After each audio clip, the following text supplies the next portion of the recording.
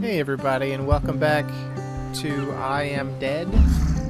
We are going to look for Sam. I believe his full name was Samfire, something like that. Yeah, Samfire. Born 1904, died 2010. That's interesting. He didn't live super long, because they said that the fish folk can live for like 200 years, I think they said in the previous episode. So he only lived a little over 100. But let's find out what's going on with Sam. Ah, I see you. You have a thought bubble over your head here. It feels weird that I'm like so zoomed in. This is the boat, the Perseverance, a small traditional wooden fishing boat. Only the hard work and dedication of the crew allows her to compete with large trawlers. The Perseverance has an RX number. This tells us she is registered to Rye Harbor on the mainland, probably for accounting reasons. Let's zoom in on the Perseverance and look at you, sir. Lance Dunstan. He's pretty sure this ruse with the fish is going to work a treat. What kind of ruse with a fish, sir?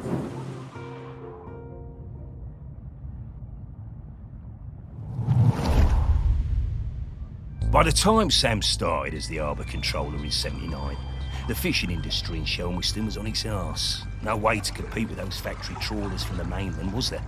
Couldn't moor those things anywhere near the island, even if we had them.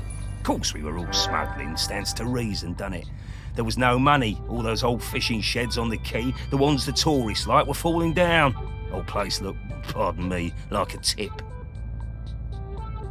Alright, you were smuggling. What were you smuggling? Looks like maybe you were doing a little bit of that, the old, whatever our local whiskey is. There was a lot of trouble at first. Sam trying to stick by the rules and catch us out any way they could, and us trying any which way to give her the runabout. Wasn't easy, mind you. She was smart, that Sam. You never knew when they were going to pop her head out of the water beside your tub. And to be fair to Sam, some of them smuggling boys were bad uns. Worse stuff than booze on some of them boats, and that's the truth. Probably no bad thing Sam put a stop to it. Some worse stuff than booze on some of those boats. And I was wrong. Sam is apparently a she. I think I was calling Sam a he before. I was incorrect. But in time, Sam started to see how things were, how we do things, and we came to an understanding of sorts. If Sam turned a blind eye to a bit of the decent stuff, the harmless stuff, then we'd report the worst of it. I mean, we all want to keep the seas safe, stands to reason. Plus, Sam was partial to a bottle or two of the sheep shank on Sheep occasion. shank, that is it. Sam was sharp as a gutting knife. They made us hand over some of the, shall we say, dividends to fix up the quay. All them sheds and that. Make them into something we could be proud of. Turn things around for Shelmiston, that did. Now we get more of those tourists since the big ferry started. And they love a day out on a boat. Ken takes them all out, he does. Good old Ken. Taking those... I can't tell if those are birds or dolphins. I guess dolphins probably wouldn't need to take a boat, but birds wouldn't either. I don't know what kind of creatures those are. At the same time, Sam organised a kind of work-sharing thing with the fish folk. Got some of them to swim along with the fishing boats, help them locate the biggest shoals. Gave those big trawlers with all their fancy radar gear a run for their money. We'll never be big players in the fishing down here. But thanks to Sam, we hold our own. Bless him. Thank you, Sam. You worked a treat for these fishermen. I reckon I still have a bottle or two of sheep shank stashed away at the museum. Don't suppose anyone will ever drink them now. Alright, what am I looking for? I'm looking for the sheep shank. I mean, I do see an extra secret compartment. Is that the sheep shank right there? Well, no, that's the big thing that says sheep shank right here. Commemorative sheep shank box. If I just zoom in on that and find my 80 proof sheep shank.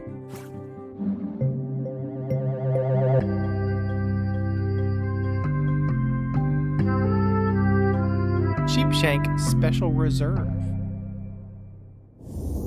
Ah, a different kind of spirit to the ones we've been looking for. Indeed, Sparky. Indeed. I almost called you Sharky. I wonder if I've done that before by accident. Alright, thank you, sir. I don't know what kind of plan you have with those fish, but... I'm getting the scent of Grenkins again, Morris. I'll pop up to let you know when we're close to one. Alright, the Grenkins. I'm gonna be ignoring the Grenkins, I'm sorry. I do love these kids in their own little boat here. Are you the same? Hey, you are the little kids we saw before. Red Captain Bergonzi. And it's Pig! I thought you were a pig. You are in fact a dog. When fired onto an enemy's ship with a cannon, Pig bites through the mainmast in seconds, bringing the sails and rigging crashing down. That's funny that we can see them in different zones. Any of you guys know, Sam? Anyone know Sam? Anyone here know Sam? Now that's as far to the right as I can go. Can I zoom in on the Queen of the Isles? Find someone? Ah, there's someone at the front of the boat. Or inside the boat. A lot of luggage down there. The captain's private cabin. Alright. You know what? I'm gonna look for the Grankin this one time. There was no blinking.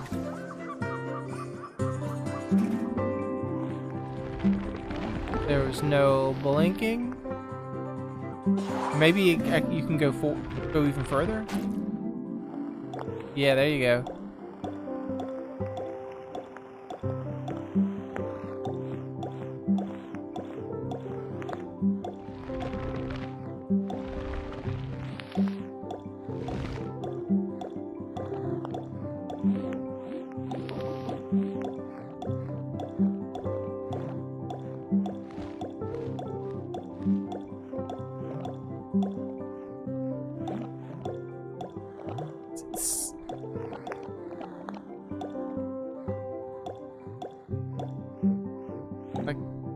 Oh. Getting there. There it is. Thank you, game, for solving that for me almost. 1 out of 9 Grenkins found in this area. Alright, Blythe Honkin. Captain of the Queen of the Isles, Blythe has been making the trip back and forth to Shelmerston for a number of years now. When Sam was alive, he was their partner and misses them very much. Okay, Sam doesn't have a gender? Because you said she before, now you're saying them. Is Sam not gendered or gender fluid or something? Non-binary Sam? I first met Sam when I sailed the new ferry, the Queen of the Isles, into harbor. Of course, I'd heard of the fish folk, but I'd never met one. Sam was an amazing pilot. Knew the waters better than any boatman. It was strange, steering a course for someone actually in the water, but we never went wrong with Sam to guide us in.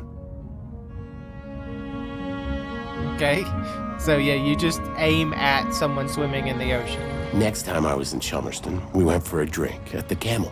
I'm more into bats than beer, but Sam was intriguing, and the atmosphere in there was great. Like a warm nest. Great band, too.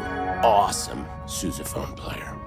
I think we got on because we were both a little bit on the outside of things.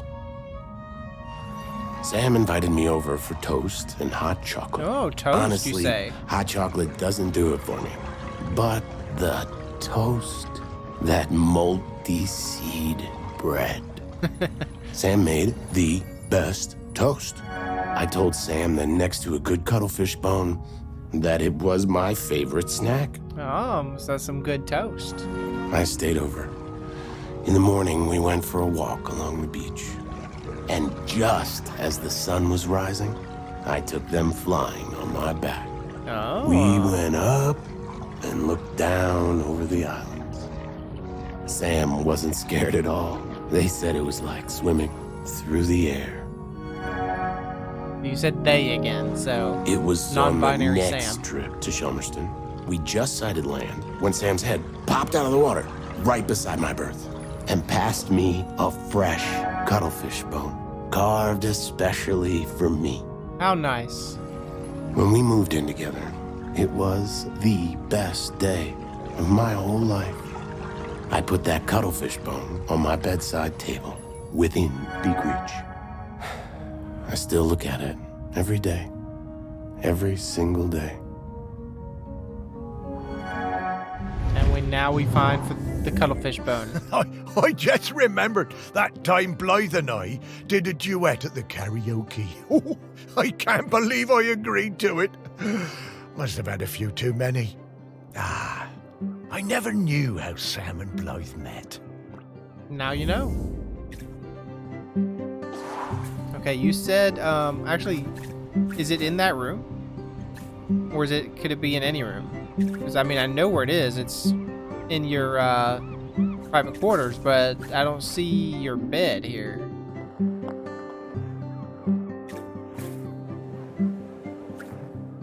So it must be not by your bedside anymore. There's some cuttlefish bones, but that's not the cuttlefish bone. You also have Blythe's shirt, unless you're hiding it in there. Nope. You're not hiding it in a can of sausages, are you? That would be weird. Where are you hiding that cuttlefish bone, my dude? Is it really in this room? Is it in another room? It could be in another room, because it's still lit up. Okay. And there's a Grenkin, but I don't care about the Grenkins. I need to find the captain's... There's a wheelhouse. There's the compass. There's the back deck. None of that is the captain's quarters, though.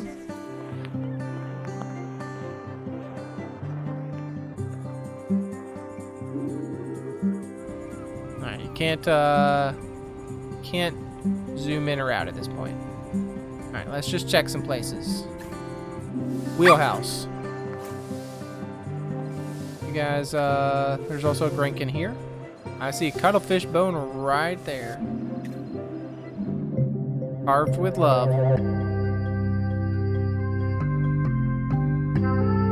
Fish person loves bird person.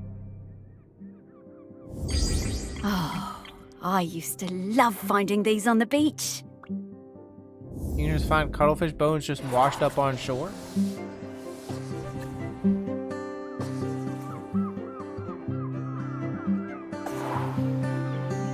Alright, so that was as far to the right as we can go. Time to turn left.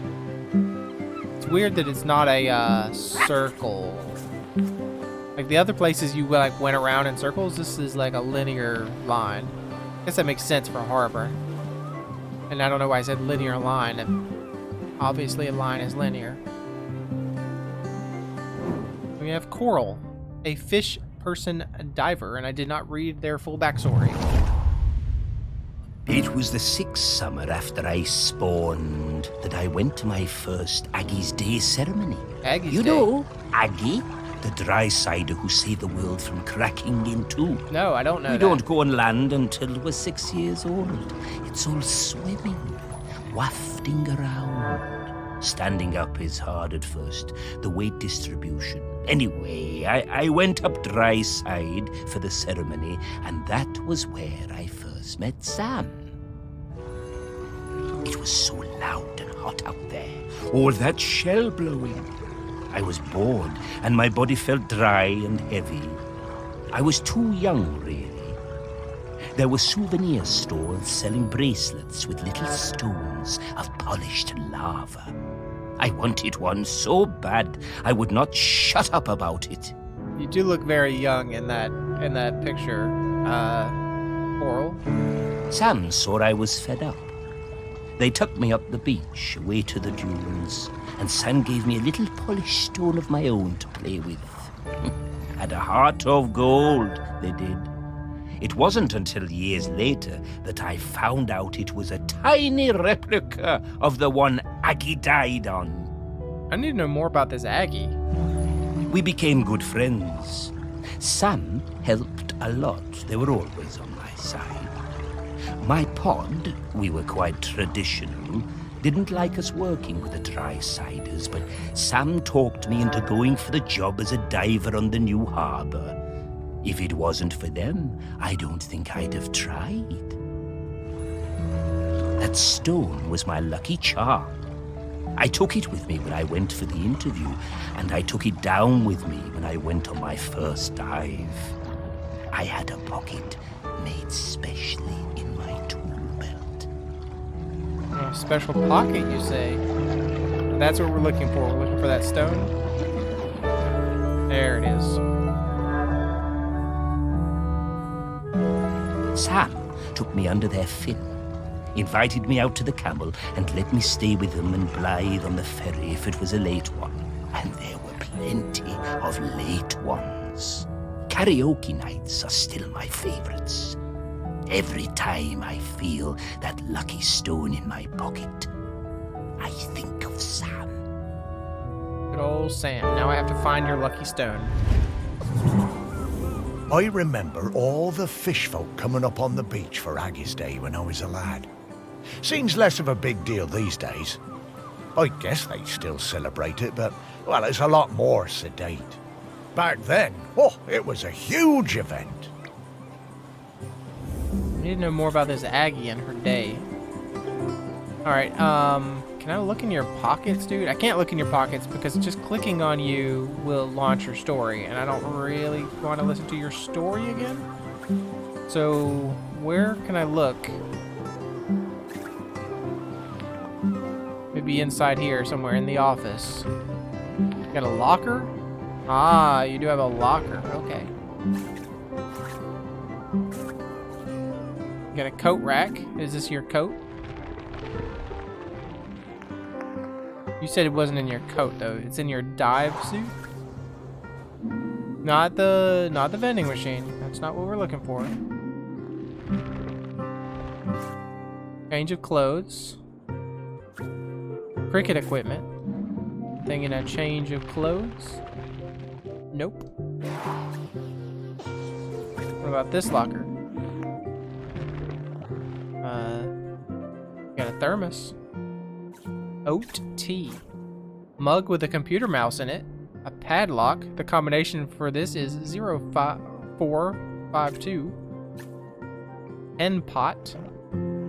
Got some shoes, it looked like. Okay. Oh god, it's him. I don't really care about you right now, dude. I'm looking,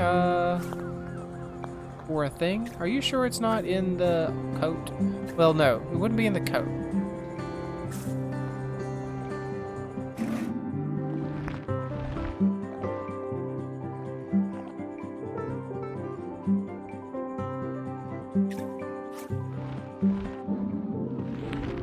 Nothing in the cricket equipment. I'm just looking for a little rock. I mean, there's a lot of things that look like rocks, but those are actually like potato chips or something. Where would I find a little rock? Maybe I'm just looking in all the wrong places. Maybe I should look in the vending machine.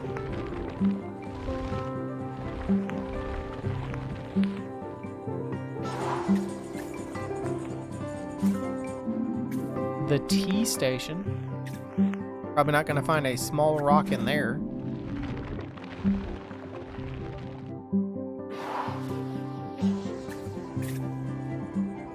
I've looked in the coat rack.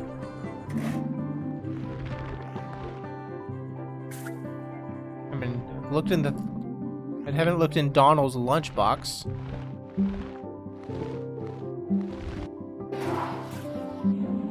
I mean, I don't think it would be in the flask of tea. That would be a weird tea.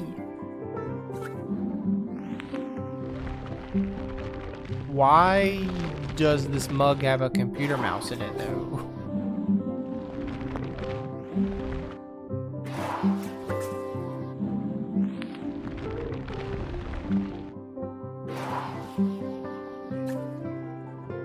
Alright, where am I looking, honestly? In the desk.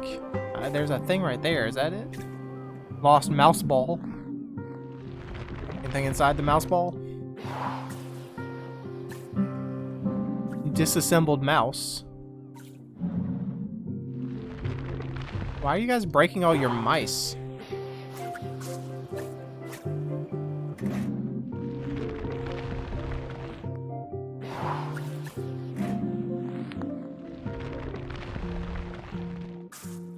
I like the little jetty here. The little, it's not a jetty, but that little breakwater thing. Ted Tetra, the official C. Def stress relief toy. I like him.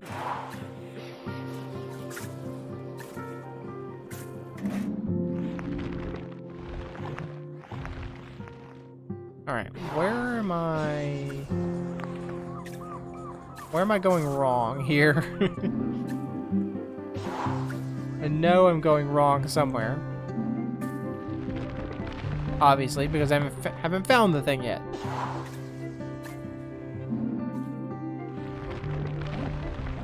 Like, I feel like it's on him, but I can't actually interact with him, like where it would be in his clothes, but I've looked in the clothes. I mean, just clicking on him is just going to tell his story again. It Or was the its sixth story. summer after I spawned that I went to my first Aggie's Day ceremony. Yeah. You know, Aggie.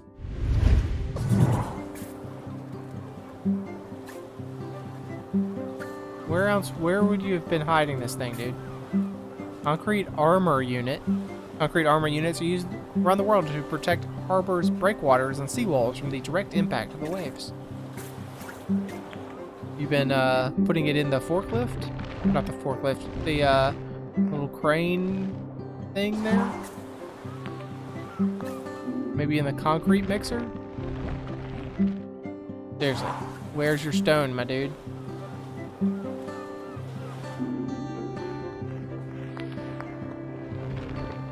Up top, maybe? Can't really interact with anything up top. It's got to be here in the office. Just want to confirm that. There's nothing else. I mean, unless I want to look inside the concrete. It's just going to be full of concrete. Never really thought about them making those kind of things on site. I guess that makes sense rather than ship it around. All right, let's resume our search. Wouldn't be in a box of stuff. Wouldn't be in new high-vis jackets. Like, I feel like it's in clothes. You said you made little pockets. Coral's coat, yeah, see right there. Okay, so the fish folk who live dry side don't have formative experience with clothes, so their fashion decisions tend to be a little unusual. Coral borrowed this coat from a scarecrow with the allotments and loves it. They think it makes them look dashing. So what I did before was, I thought I looked at this. I didn't zoom in on it enough, maybe? There it is. How did I not see that before? I know I went through that coat before.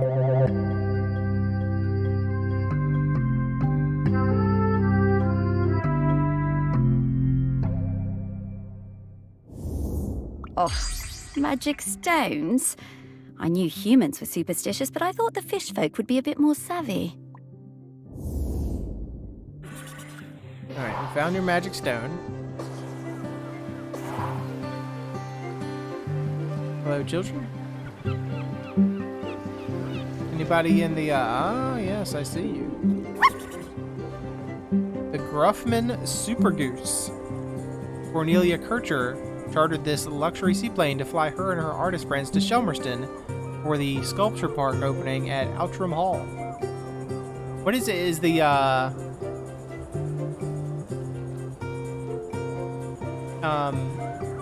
it was based on a real plane, right? But in like, wasn't DuckTales, it was Tailspin, I guess? Was it Tailspin, the 90s, 80s, 90s cartoon or whatever it was? They had the Spruce Goose, something like that? A big, seaplane like this? Hello, whoever you are. Gick knows there is toast on the seaplane. He just knows it. Hello, Gick, the wild fish person. I swim with a pod south of the Fire Isles. I believe the dry-siders call the larger one Shelmaston. It's where the ceremony happens for the dry-sider who stopped the world from cracking. That's where I first heard talk of toast, and where I met the friend called Samfire. Yes, toast. I did not believe it at first. A food which snaps so dry. Then one morning at sunup, I followed the ship and caught a blackened slice as it arced into the water. This was the start of my lifelong love of toast. Just dry toast, huh? No butter or jelly or nothing? I saw Samfire on the dry side and came up out of the sea to ask them for toast. They asked me to put on some pants, but I refused to denigrate myself with dry-side fabric. No matter, I had brought some shiny coins with me that I found on the seabed and secreted in my swimming folds. Just put on some pants. Sam took me to their parents' toast shack, but they refused to serve me without clothes. They also told me that my shiny coins were unsuitable, too old. So Sam lent me some trousers, and I swept the toast shack in return for crispy slices. Sam taught me some of the ways of the dry-siders, but to be honest, I'm only interested in the toast. I never wanted to eat anything else. Sam understood this. I don't think you can live on toast alone. There's probably not a lot of nutrients just in toast, even if it is multi-grain seeded bread. Also, yeah, I can imagine that a toast restaurant probably gonna have a lot of crumbs on the floor. I spend my nights swimming through the black waters of the deepest ocean trenches. By day, I come up onto quayside and fill up on the finest crusted seedy bloomer, almost black. No butter. No butter, yes. Why? That would be ridiculous to have butter. Oh, I could really go for a nice piece of toast right now. But, yeah, with butter. Alright, let's find that butter. It's somewhere on this plane. We know it. We got a cabin. We got a bedroom. The cockpit. Well, let's check the cockpit. Got any toast in the cockpit? I see no toast. I mean, I do see it looks like a dancing little grink in here. Dashboard wobbler. Wish you were just a Brinkin that I could capture.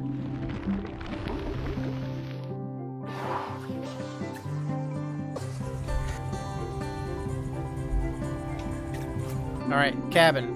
Ah, yes. Is this where you guys are holding the toast? I see some food, but it is not toast. It is tomatoes and cheese. Have you any toast in the drinks cabinet? Oh, but you have a Grinkin.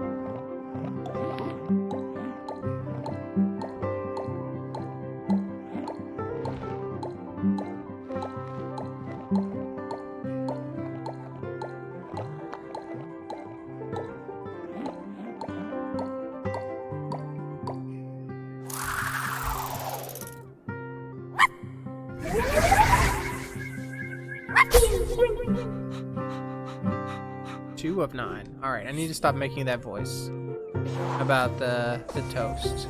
Okay. What about in the plush bed carry-on luggage? You have toast in your luggage?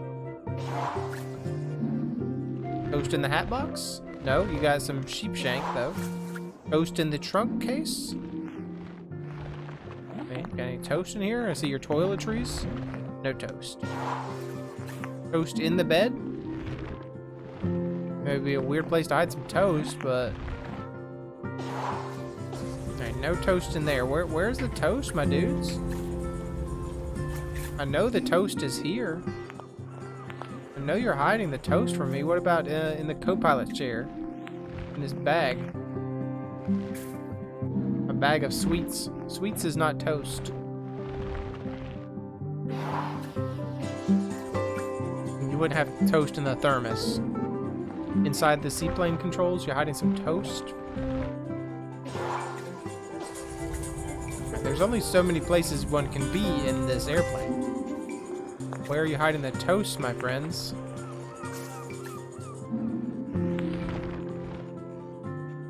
What? That's where you hide the toaster? In the freaking seat? For emergency use only. One toaster with toast.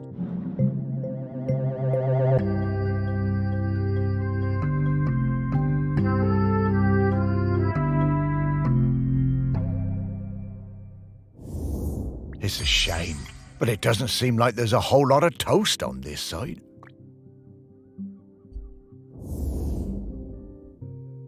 All right, that's the toast.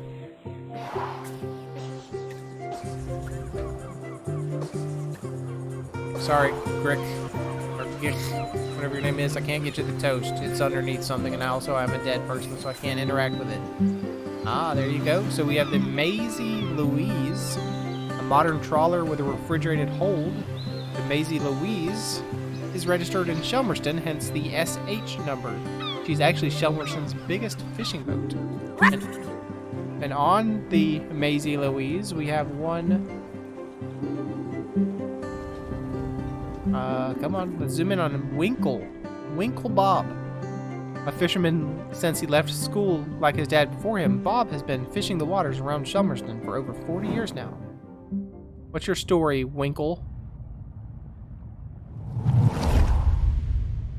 When I was a kid, I hated the annual Morlow call. I was kept away and found excuses not to be there. Then, age 10, my dad marched me down to the beach with other men and put a knife in my hand. It was the worst day of my life. I saw Morlow slit from jaw to belly, more blood than you could imagine. I didn't sleep for months after. So a Morlow is some kind of manatee-looking thing? Some kind of sea mammal? But you grow up, don't you? I never felt it right that we was killing Morlows, but what could I do about it? I was just a fisherman. One day I see Samfire, the new harbour officer, handing out leaflets on the quayside. Stop that, Col. I went along to that first meeting at the campsite. Greg Litherland was one of the other organisers. It was beautiful.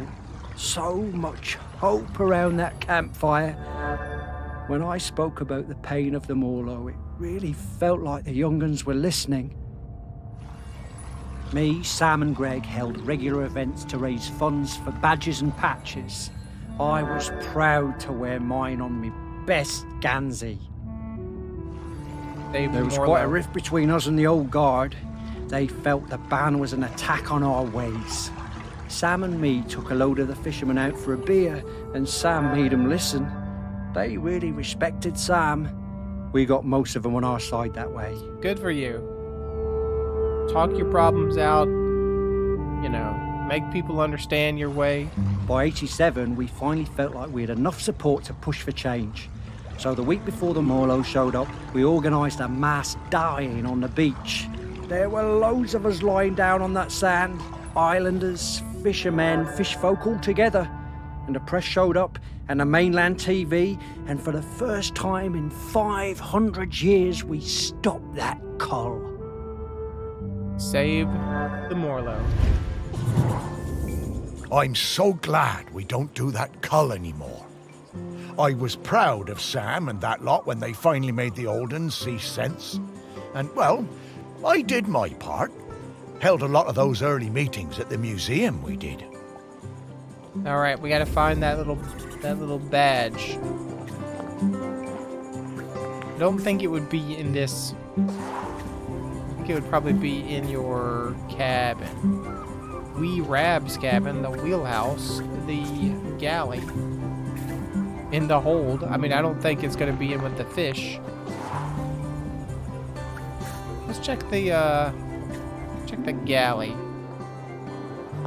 Maybe it's in one of these lockers. Gonna have misgivings about looking in the lockers. That Winklebob's backpack, an old friend that can be repaired, been repaired more times than Bob can remember. We know how lucky I've been looking in lockers. Oh, look, there's Save the Morlo right there. Okay. Didn't even look to see what was in his backpack.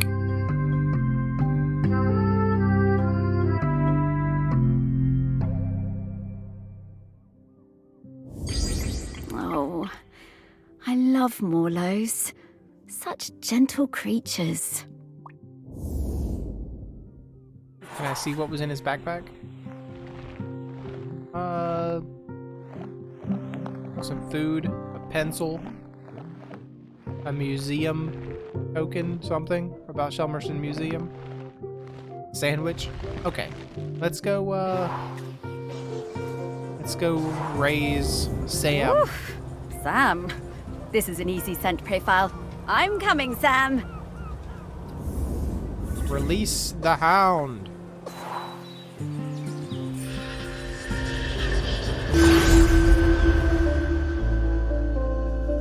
There's Sam.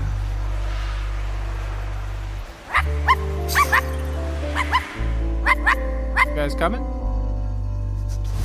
You guys coming?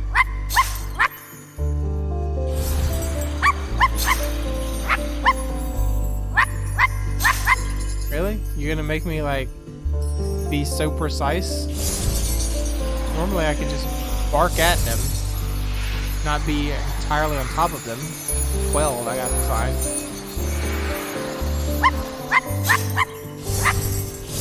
Stop running away from me, you jerks.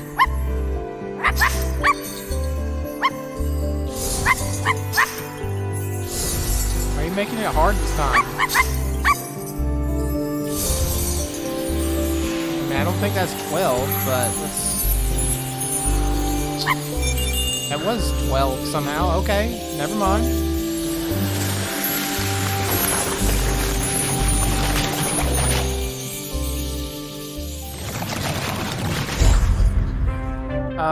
Sam, you're upside down, bud. Toast.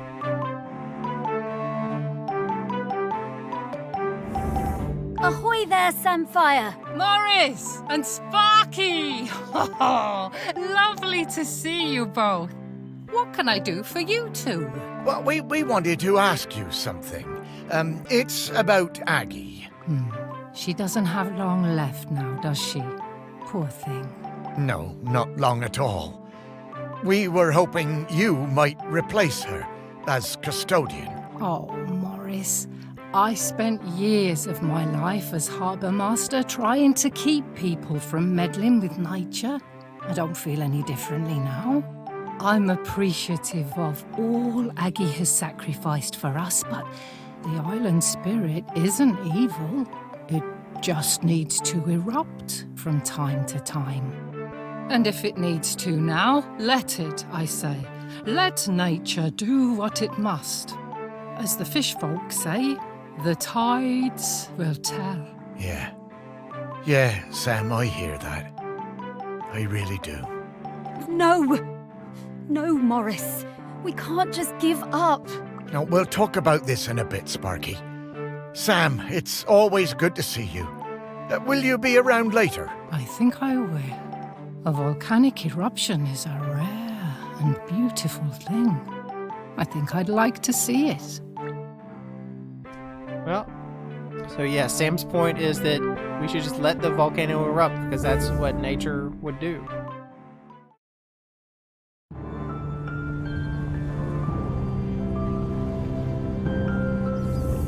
Okay, we just need to talk to Aggie. She'll know what to do. No, Sparky. I've been thinking about it, and I think Samfire's right. I think it's maybe time to let the town go. No, Morris. It's not. No, it's all right, Sparky girl. It's over.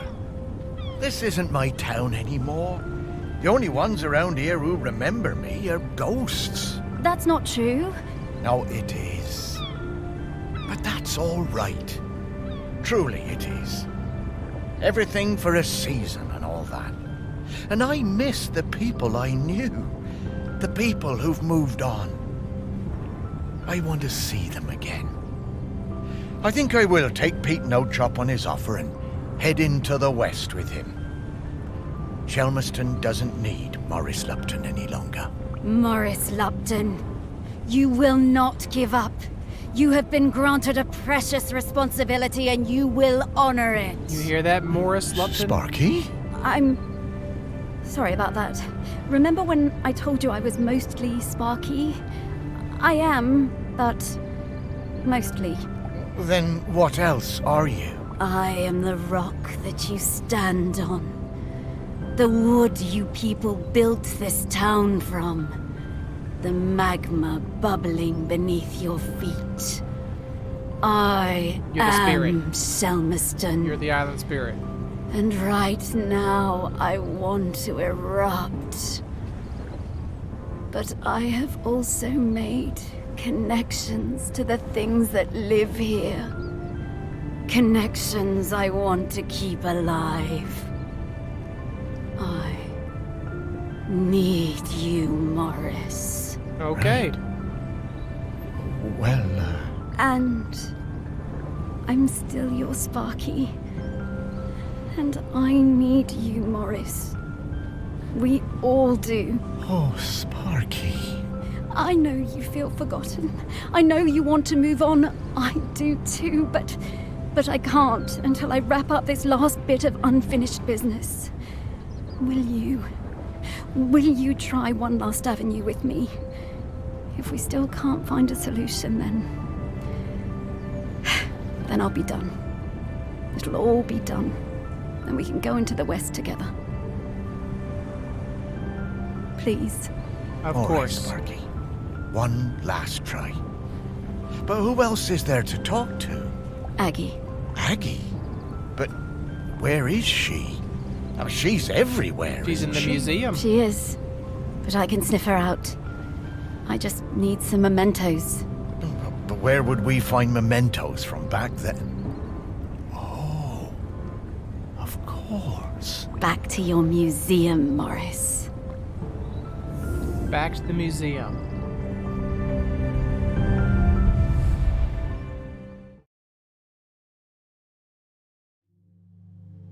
The Shelmerston Museum.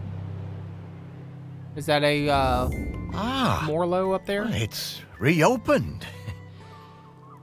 Well, I suppose that's good. You need to keep up the footfall. Everything has to move on. Well, yes, but, you know, it is still your museum, Morris. It wouldn't be here without you. It was never my museum, Sparky. It was Shelmerston's. It's changing, but, you know, I think it should. So, what happens now? How do we find 4,000-year-old memories? Come with me, Morris. There's one more thing I ought to show you. Okay, Sparky. Alright, so it's time to end the episode. But we're looking for Aggie. Died around 3000 BC. Aggie lived some 3,000 years ago during the Bronze Age, during which time the volcano which formed Shelmerston was active. Her body was uncovered in a peat bog on the slopes of Shelmerston Peak, and is now on display in the Shelmerston Museum. But, yeah, we do need to wrap this up, but here's what I'm wondering. We've mentioned You know, when we were talking this, when we were looking for Sam, there was that mention of like how much time has passed since we've been looking for all these people, and Sparky said, "Oh, I don't know. Time's different for us." How I feel like this might go, and I don't know, is that, you know, we were ineligible of being the custodian because we hadn't been dead for 1,000 days. I wonder if by the time we get towards the end here, maybe 1,000 days has actually happened, and then we can be the custodian.